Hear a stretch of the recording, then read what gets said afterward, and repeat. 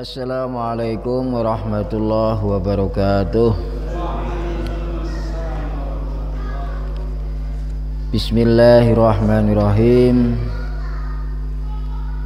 Nahmaduhu wa nusalli wa nusallimu ala rasulihil karim wa ala alihi wa ashabihi ajma'in.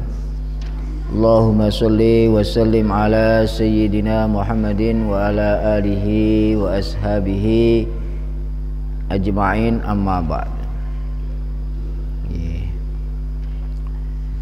Alhamdulillah, kemarin kita sudah bahas mengenai masa penantian seorang wanita tatkala ditinggal mati atau dicerai suaminya, dan kewajiban-kewajiban baik bagi suami kepada istri yang dicerai dalam masa penantian ataupun kewajiban istri itu sendiri dalam masa penantian tersebut. Alhamdulillah kemarin kita sudah bahas. Kemudian kita lanjut bab berikutnya. Sebenarnya bab berikutnya ini masa penantian tatkala memiliki budak baru. Tapi ini kelihatannya prakteknya nanti nunggu kalau ada peperangan zaman akhir nanti. Tatkala seseorang memiliki budak baru, yang intinya tatkala seseorang memiliki budak baru, maka dia juga wajib menunggu, menanti. Tidak boleh langsung dikumpuli. Masa penantiannya 1 bulan. 1 bulan.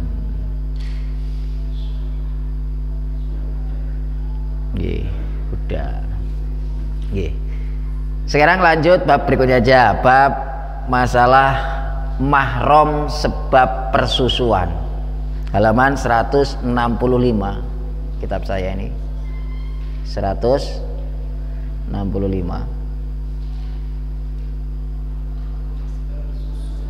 Mahram sebab suson, kalau bahasa Jawa ini suson. Zaman dulu mungkin masih banyak terjadi, tapi kalau sekarang kelihatannya sudah susah dijumpai. Kalau dulu kan biasa tetangga dititipkan anaknya, dititipkan ke tetangga, dimongke, yang ketika itu sama-sama masih punya bayi atau punya anak kecil yang sama-sama masih menyusu, sehingga numpang disusoni. Nah ini, tapi kalau zaman sekarang kelihatannya sudah jarang ya. Karena diantara mahram, diantara sebab mahram kan persusuan ya, mahram sebab persusuan. Dari rentetan mahram yang ada 13 atau 14 sebab mahram, yang 14 7 sebab nasab yang meliputi ibu ke atas, anak ke bawah, saudara wanita, kemudian keponakan dari saudara laki-laki, keponakan dari saudara wanita, kemudian bibi dari bapak, bibi dari ibu. Ini yang mahram sebab nasab. Kemudian 4 sebab pernikahan, mertua, menantu, ibu tiri, dan anak tiri yang ibunya sudah dikumpuli. 7 tambah 4 11. Kemudian dari segi tambah 2 yang dari segi persusuan. Dari segi persusuan, mahram dari segi persusuan yang menjadikan mahram itu secara garis besar 2, yaitu antara ibu yang menyusui dan anak yang disusui. Ini secara garis besar. Cuman yang secara terperinci nanti dari arah anak ke wanita yang menyusui, nanti mahramnya itu melebar luas, meliputi wanita yang menyusui itu sendiri dan semua mahramnya si wanita itu, semua jadi mahramnya si anak tersebut. Bahkan termasuk suaminya si wanita itu jadi mahram jika yang menyusui itu anak wanita. Misalnya ada anak wanita Zainab lah misalnya, Zainab menyusu kepada atau Fatimah misalnya contoh aja nih ya, Zainab menyusu kepada Fatimah ataupun sebaliknya Fatimah menyusui Zainab, yang dimana ini adalah orang lain, maka mahram Zainab terhadap Fatimah ini adalah semua mahramnya Fatimah yang meliputi nasab, kemudian pernikahan tadi, itu semua jadi mahramnya Zainab ya. Bahkan suaminya Fatimah ketika itu juga jadi bapaknya si Zainab, jadi mahram juga ya. Ini dari arah Zainab ke Fatimah. Tapi adapun si Fatimah kepada si Zainab ini terbatas, hanya si Zainabnya itu sendiri dan anak-anaknya saja, nantinya anak-anaknya gitu. Sehingga saudaranya Zainab, bapaknya Zainab, pamannya, siapanya saja yang nggak ikut nyusu nanti tidak jadi mahram kepada si Fatimah.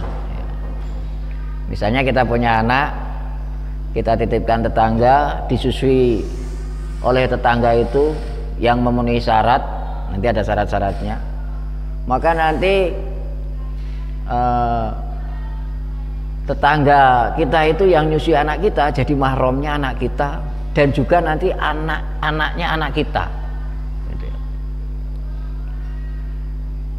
Tapi anak kita terhadap tetangga kita yang menyusui itu nanti jadi banyak, semua mahramnya tetangga kita itu jadi mahramnya anak kita juga gitu. Sehingga nanti kalau mau menikahkan misalnya peknggo, ini hati-hati, dicek dulu pernah titip-titipan anak yang sampai saling menyusui apa tidak gitu loh. Kalau sampai terjadi peknggo misalnya, ibaratnya nikah dengan tetangga lah, ini dicek dulu pernah saling menyusui apa tidak dulunya itu, jadi mahram apa tidak ya.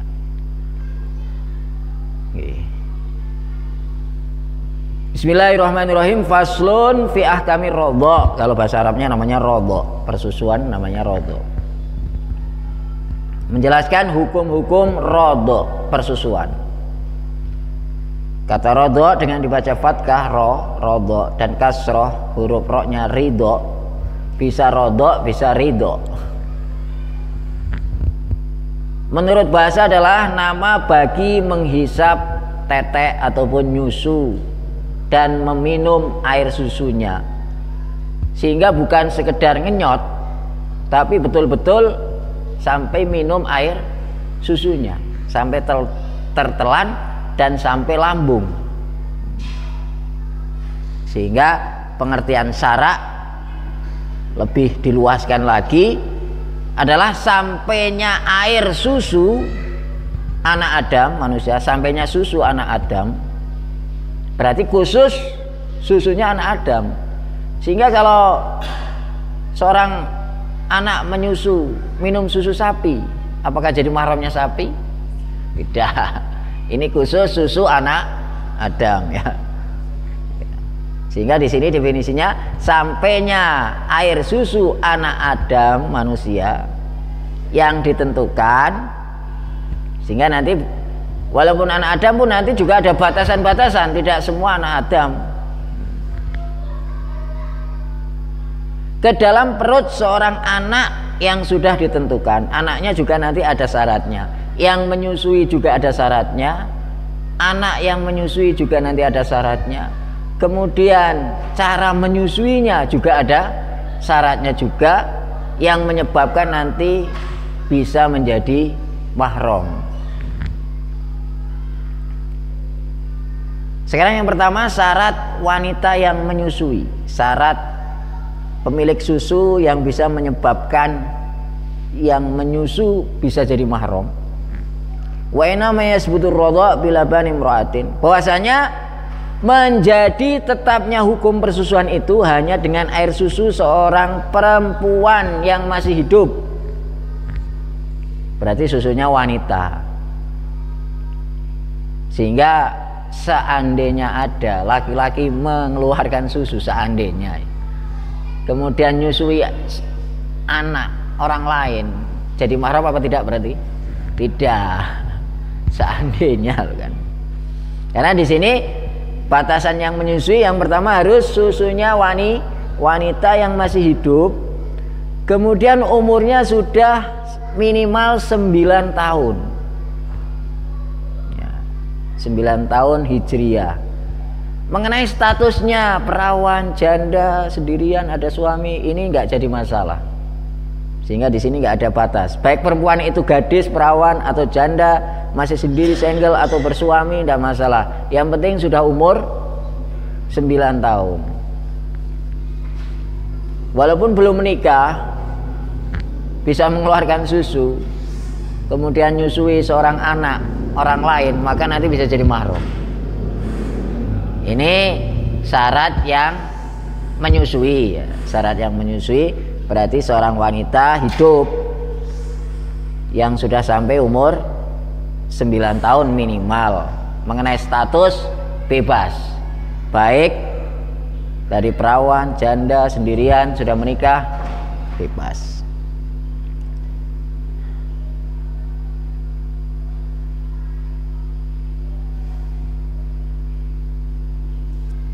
Sekarang syarat yang menyusu, syarat anaknya. Sehingga nanti kalau misalnya ada pertanyaan, biasanya tanya, kalau suami menyusu kepada istrinya bagaimana ini? Nah, ini maka ya ditengok nanti termasuk memenuhi syarat apa tidak. Syarat yang menyusu, kan ada syarat yang menyusu. Syarat menyusu, bila perempuan menyusui seorang anak dengan air susunya, baik anak itu meminum air susunya di waktu perempuan tersebut masih hidup atau setelah mati, alias diperas dalam keadaan hidup, dikolkas, kemudian nanti diminumkan oleh si anak. Jadi nanti minumnya itu tidak harus nempel di teteknya, bisa juga dengan diperas, disimpan. Itu juga nanti bisa menyebabkan mahram sebab persusuan. Kan ada kadang-kadang disimpan kan, untuk air ASI biasanya disimpan. Kalau biasanya yang buahnya itu disimpan di kulkas. Tapi nanti juga syaratnya juga sama, nanti merasnya harus 5 kali, meminumnya juga harus 5 kali juga, karena nanti diantara syaratnya harus 5 kali. Merasnya 5 kali. Kalau merasnya sekali diminum 5 kali tidak jadi, ataupun diperas 5 kali, 5 waktu maksudnya, minumnya sekali tenggak, itu nggak jadi. Ya, sekarang kita kembali ke syarat yang menyusu sehingga bisa jadi mahram. Maka anak yang disusui jadilah sebagai anaknya si perempuan itu dengan 2 syarat. Ada 2 syarat anaknya. Pertama, anak yang menyusu berumur kurang dari 2 tahun dengan hitungan tahun hijriah. Syaratnya berarti berapa? Maksimal 2 tahun. Sehingga kalau ada pertanyaan, kalau suami nyusu istri bagaimana? Ya, umurnya berapa? Umurnya 2 tahun atau lebih. Tidak jadi. Nah, syarat pertama sudah menyebabkan kebanyakan suami nggak termasuk. Nggak termasuk menyebabkan jadi mahram, karena syaratnya maksimal umur 2 tahun.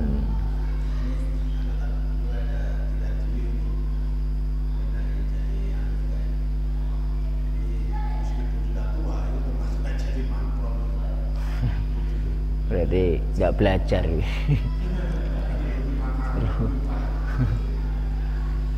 Syaratnya umur maksimal 2 tahun kan. Sehingga di sini adapun permulaan 2 tahun itu terhitung setelah sempurnanya terpisah anak yang menyusu dari kandungan ibunya. Dihitung 2 tahun kalau mulai setelah lahir berarti. Ya, umur kelahiran, mulai umur kelahiran. Sehingga di sini ada setelahnya itu lebih jelas lagi. Sedangkan anak yang telah berumur 2 tahun lebih, harusnya ada kata-kata lebih, 2 tahun lebih, tadi kan 2 tahun kurang, maka penyusuannya tidak berpengaruh menjadikan status mahram. Nah, gitu. Kalau sudah lebih dari 2 tahun tidak menjadikan persusuannya jadi mahram. Ini syarat pertama. Sekarang syarat kedua. Wasartu sani ang turdiahu al-murdiah khamsa radaatin mutafarriqatin. Syarat yang kedua, perempuan yang menyusui telah menyusui si anak dengan 5 kali, 5 waktu maksudnya. 5 kali waktu persusuan yang terpisah-pisah. Pagi, siang, sore, malam. Pokoknya pernah menyusui 5 waktu. Lah, 5 waktu di sini dianggap terpisah. Sekarang kalau biasanya bayi nyusu kadang-kadang ketiduran lepas, bangun kembali lagi. Ini dianggap 1 apa masih 1 apa 2 ini?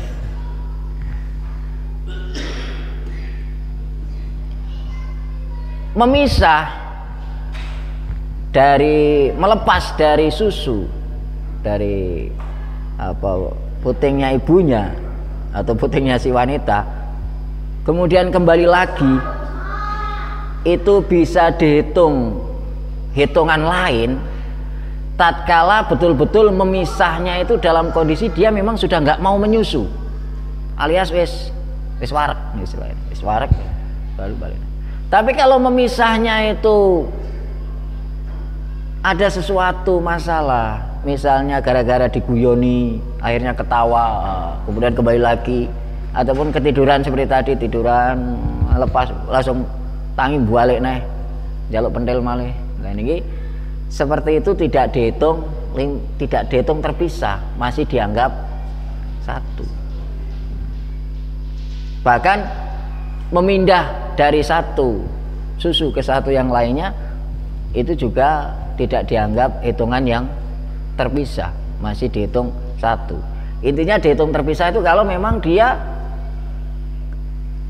nggak menyusu tadi karena memang sudah nggak mau, kemudian mau lagi. Nah itu mau yang kedua itulah baru dihitung 2. Ini masih menjumpai mahram sebab persusuan nggak di daerah-daerah kita sih masih ada.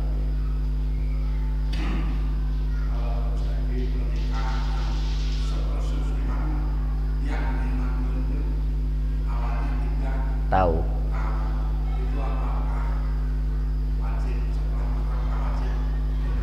Ya. Kalau sebelumnya tidak diketahui kalau itu mahramnya, kemudian terjadi pernikahan, yang setelahnya diketahui, maka langsung secara otomatis terpisah. Langsung bisa. Secara otomatis langsung pisah. Ya.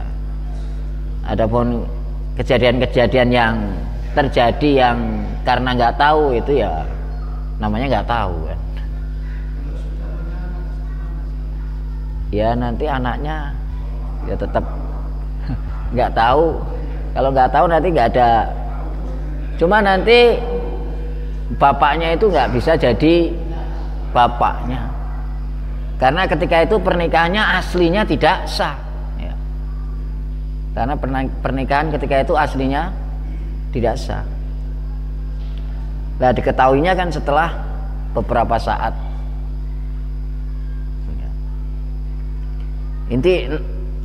Ini entah mahram sebab apa saja, kalau terjadi pernikahan antar mahram, baik mahram sebab apa saja yang memang awalnya tidak diketahui, kemudian setelahnya kok diketahui, maka langsung secara otomatis ketika tahu itu langsung terjadi perpisahan.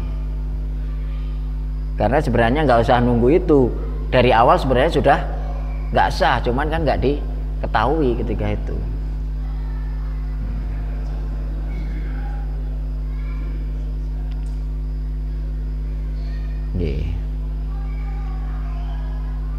Kemudian setelahnya ini ada seperti tadi yang saya terangkan, bahwa bapaknya atau suaminya yang menyusui menjadi mahram bagi yang menyusu. Suami si perempuan yang telah menyusui menjadi ayah bagi anak itu, yakni ayah yang menyusu pada istrinya, mahram sebab persusuan.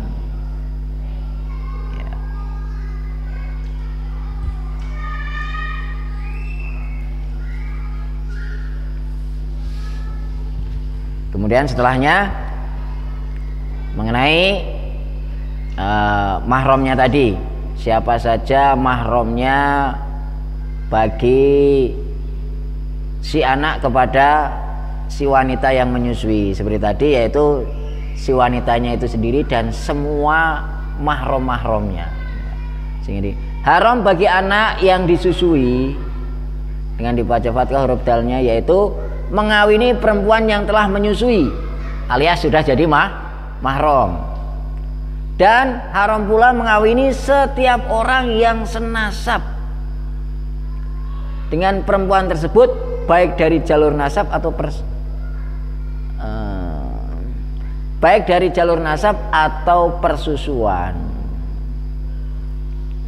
Jadinya semua mahramnya si wanita jadi mahramnya si anak itu juga. Ini dari arah si anak kepada si wanita. Sekarang dari arah si wanita terhadap anak. Dan haram bagi perempuan yang menyusui, yaitu mengawini anak yang pernah disusui. Berarti sudah jadi mahram.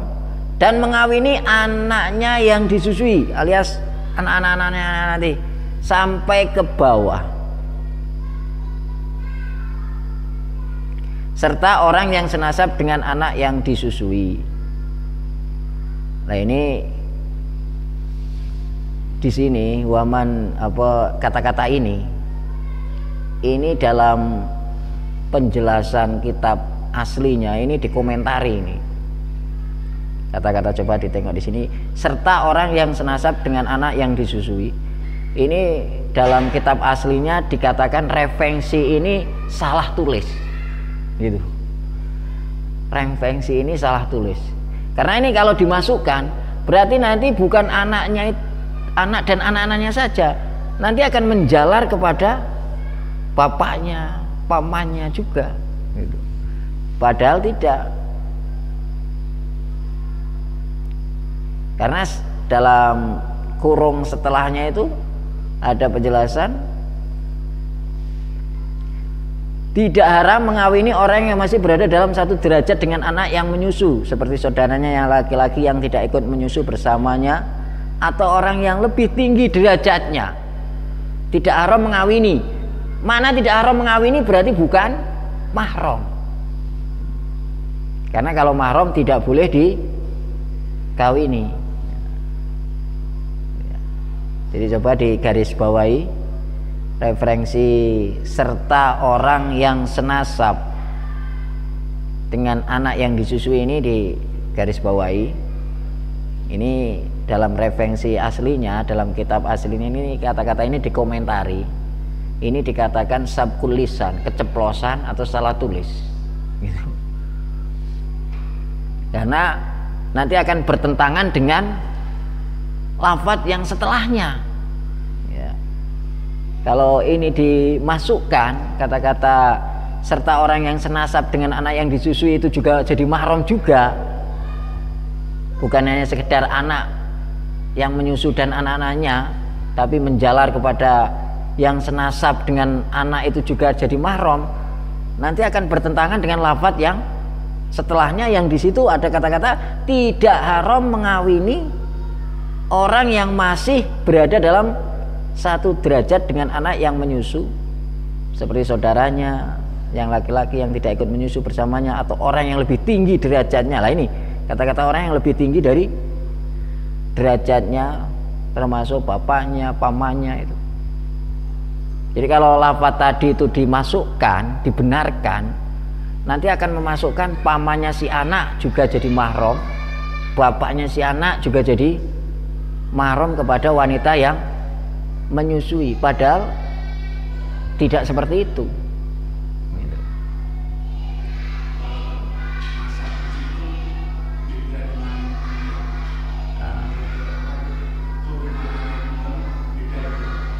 Gimana?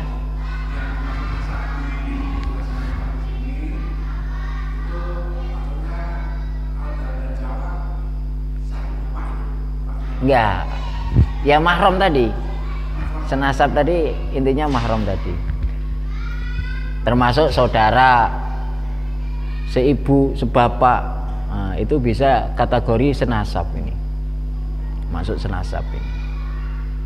Tidak harus sekandung, tidak harus kandung.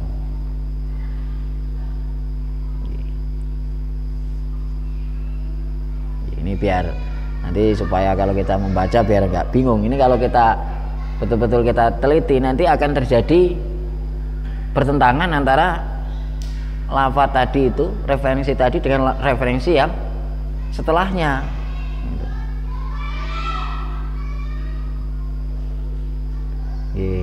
Alhamdulillah. Ini bab persusuan. Ya, ini supaya kita tahu aja, sehingga nanti ketika kita menikahkan anak-anak kita atau siapa saja, maka kita betul-betul cek, jangan sampai ada hubungan mahram di antara kedua mempelai yang nanti menyebabkan setelah tahu akhirnya wis kadung seneng. Wah, ini akhirnya nanti angel dengan berbagai alasan, pokoknya nggak mau pisah. Padahal ini secara agama kalau sudah diketahui seperti itu langsung secara otomatis pisah, nggak usah mengucapkan kata-kata cerai, sudah pisah, karena sebenarnya dari awal itu sudah dianggap tidak sah pernikahannya. Karena di antara syarat pernikahan kan tidak ada hubungan mahram antara kedua mempelai, baik mahram sebab apa saja.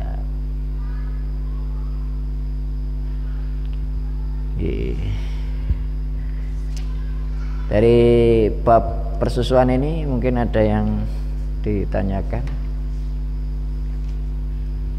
Nah, sebelum menginjak ke bab berikutnya mungkin.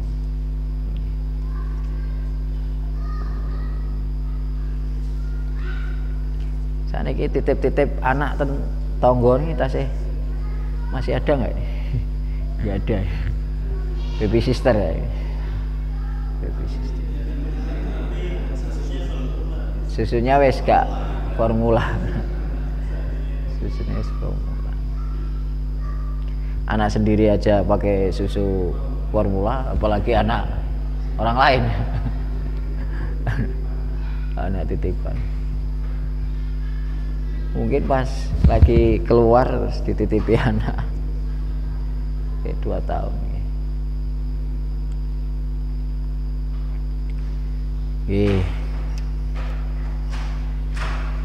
Bab selanjutnya ya nggih. Ben lagi. Untuk bab selanjutnya ini baru masuk mengenai nafkah ya. Kewajiban-kewajiban, ketentuan-ketentuan, sebenarnya apa saja yang wajib bagi suami dalam memberikan nafkah baik kepada istri ataupun keluarga. Karena nanti kaitan wajib memberikan nafkah itu tidak semua antar kerabat. Ya. Jadi nanti di sini yang diwajibkan adanya nafkah ini ada 3 saja sebab-sebab yang menyebabkan adanya kewajiban nafkah ini. Nanti ada 3 di sini. Coba kita tengok dulu. Faslun fi ahkami nafaqatil aqarib wa fi ba'di nusail matni ta'khiru hadal fasl anil ladzi ba'dahu wa nafaqah ma'khudun minal infaq wa wal ikhraj wa la istamalu ila fil khair. Kata-kata nafaqah itu diambil dari kata infak. Infak. Dan kata-kata infak ini tidak digunakan kecuali dalam kebaikan. Sehingga memberikan anak uang untuk beli pil koplo dan sebagainya misalnya, itu bukan termasuk kriteria infak atau nafkah. Karena nafkah dan infak, kata-kata nafkah dan infak ini penggunaannya hanya mengarah kepada hal-hal yang baik. Di sini adalah mengeluarkan, dan kata infak ini tidak digunakan kecuali dalam hal kebaikan. Kemudian seperti tadi, sebab wajib nafkah, yang menjadikan wajib nafkah itu ada 3. Di dalam masalah nafkah ada 3 sebab, yaitu yang pertama hubungan kerabat. Kemudian yang kedua kepemilikan amat, memiliki budak. Nanti ada pembahasan kalau hewan-hewan itu bagaimana, tumbuhan-tumbuhan itu bagaimana, wajibkah kita menyirami tumbuhan yang kita tanam, wajibkah kita ngasih makan kucing yang kita pelihara, dan sebagainya. Itu nanti termasuk kriteria kepemilikan budak ini, karena budak ini statusnya zaman dulu diibaratkan ya setengah seperti hewan, karena bisa diperjualbelikan sebagaimana hewan gitu. Kemudian yang ketiga sebab perjodohan atau perkawinan. Jadi yang menyebabkan wajib memberikan nafkah ini hanya 3 ini saja.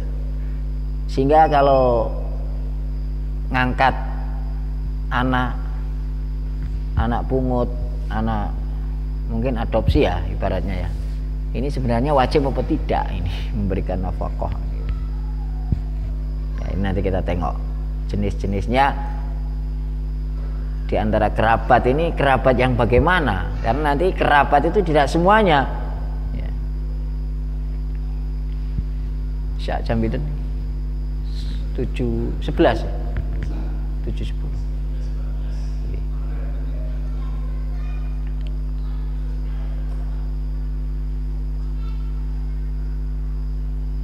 Yang pertama, Musonef menyebutkan sebab pertama dalam perkataan bahwa memberi nafkah orang yang menjadi tiang dari pihak keluarga adalah wajib bagi orang tua dan anak.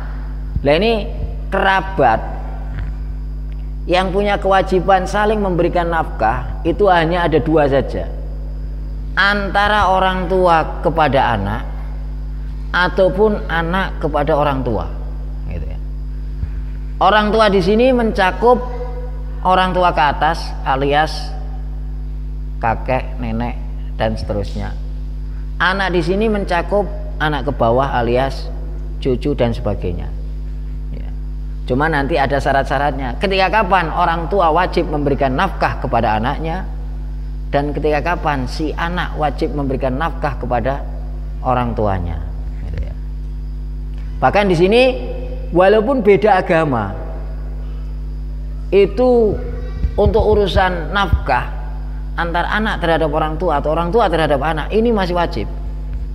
Ya di sini baik mereka laki-laki atau perempuan, satu agama ataupun berlainan, nafkah itu wajib bagi anak-anaknya dan orang tuanya. Nah, sehingga baik ini bapak saya Kristen, anak saya misalnya non Islam ya, anak saya non Islam, bagaimana ini, wajib gak memberikan nafkah? Ya seperti ini, tetap ada antara orang tua dengan anak, anak dengan orang tua ini walaupun beda agama, masalah nafkah tetap ada kewajiban. Nah, sekarang syarat-syaratnya, ketika kapan si anak wajib memberikan nafkah kepada orang tuanya. Sekarang si anak dulu. Adapun beberapa orang tua sampai ke atas, maka wajib menafkahi mereka. Wajib menafkahi mereka. Maknanya berarti anak yang wajib menafkahi. Dengan dua syarat. Orang tua wajib dinafkahi ataupun si anak wajib menafkahi orang tuanya. Ini tatkala orang tuanya ada dua syarat. Yang pertama, mereka dalam keadaan fakir, orang tuanya fakir, tidak punya harta, tidak punya pekerjaan, kemudian dalam keadaan lumpuh. Ya, bukan kedua, ini masih satu, fakir dan lumpuh. Ya, gandengan ini. Kalau fakir tapi sehat, gagah perkasa, ya kon golek golek dhewe. Wicik iso golek. Ini secara hukum wajib ada. Bukan mananya berarti terus kalau orang tuanya masih segar bugar, anak nggak boleh ngasih orang tua. Tidak. Ini masalah wajib atau tidak. Kalau masalah memberi kepada orang tua, ya ini dalam kondisi apa saja anak tetap dianjurkan untuk memberikan sesuatu kepada orang tua. Ini masalah wajib apa tidak. Sehingga kalau seandainya orang tua kita nanti tidak termasuk kriteria yang wajib, kita nggak pernah ngasih apa-apa, kita nggak kena tuntutan hukum wajib tadi, sehingga nggak dosa gitu. Tapi kalau seandainya termasuk dari kriteria dua ini nanti, nah ini nanti berarti kok nggak ngasih, nah, nanti terkena hukum dosa, karena itu sebuah kewajiban yang harus dijalankan harusnya. Yang kedua, dalam keadaan fakir dan gila. Fakir dan gila. Sudah fakir, gila lagi, maka anaknya wajib memberikan nafkah. Yang pertama fakir dan lumpuh, yang kedua fakir dan gila. Berarti kalau orang tuanya tidak seperti ini, si anak tidak terkena hukum wajib. Tapi ya seperti tadi, bukan maknanya berarti terus tidak boleh ngasih. Justru termasuk supaya harta barokah dan bisa bertambah cepat dengan kita berbuat baik kepada orang tua.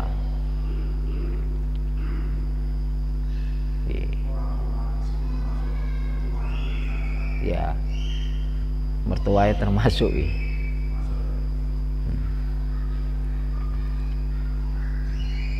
Sekarang orang tua terhadap anak. Nah, adapun beberapa anak sampai ke bawah, cucu.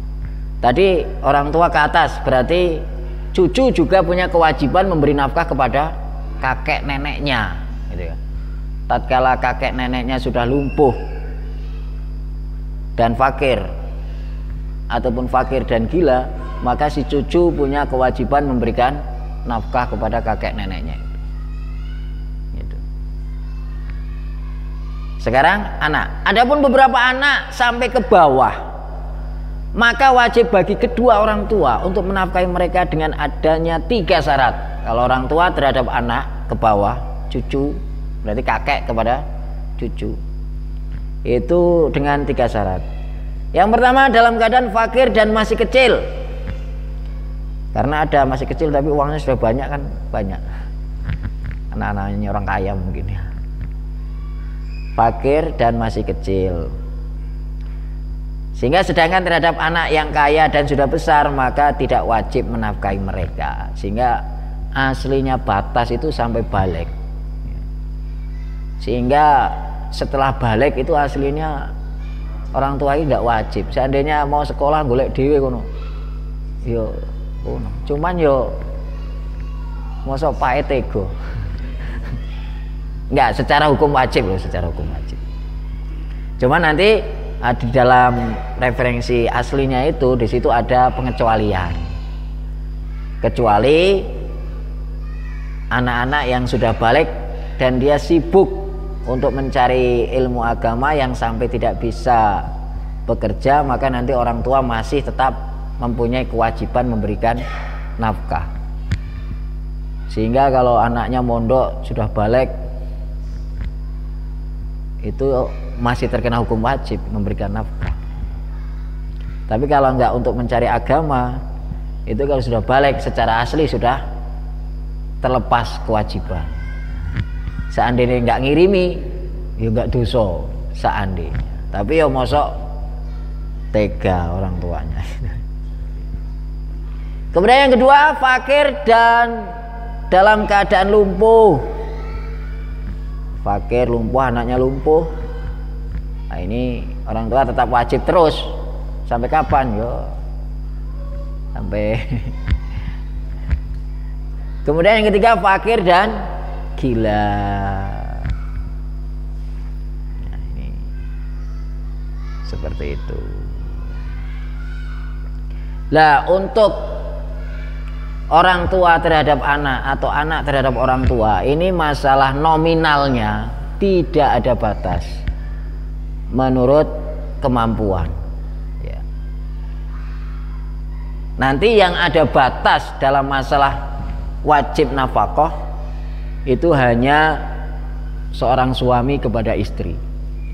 Itu nanti ada batasan tertentu, ditengok kondisi statusnya suami tersebut, suami yang mampu, suami sedengan, atau suami yang tidak mampu, begitu. Iya.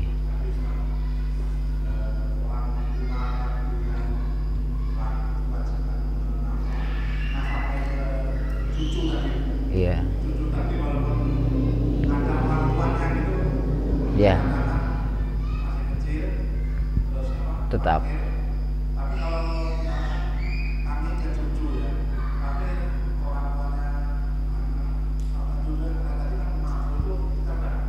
Ya, kalau sudah dicukupi, maksudnya kita punya cucu dari anak kita.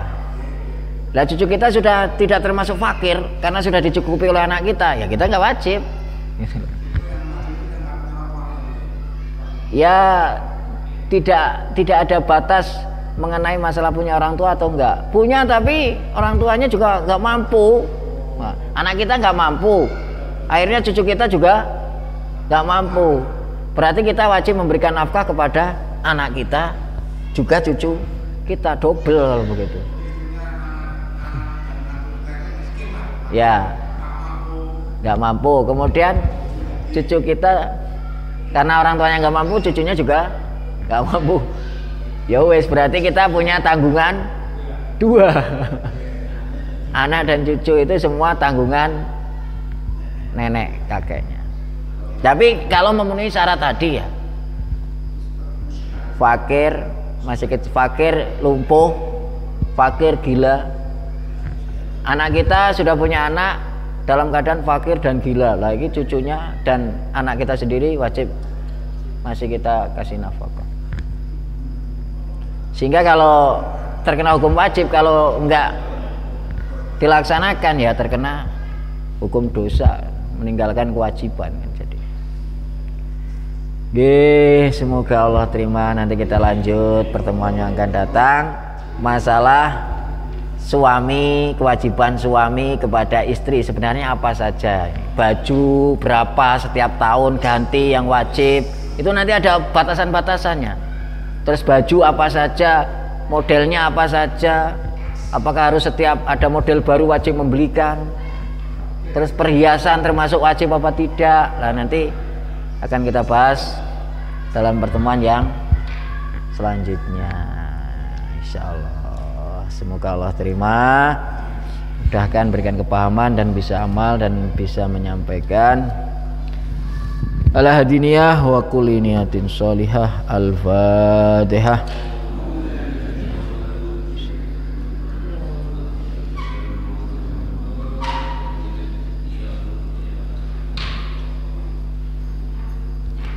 Subhanahu wa hamdihi subhanahu wa hamdika asyhadu an la ilaha illa anta astaghfiruka. Assalamualaikum warahmatullahi wabarakatuh.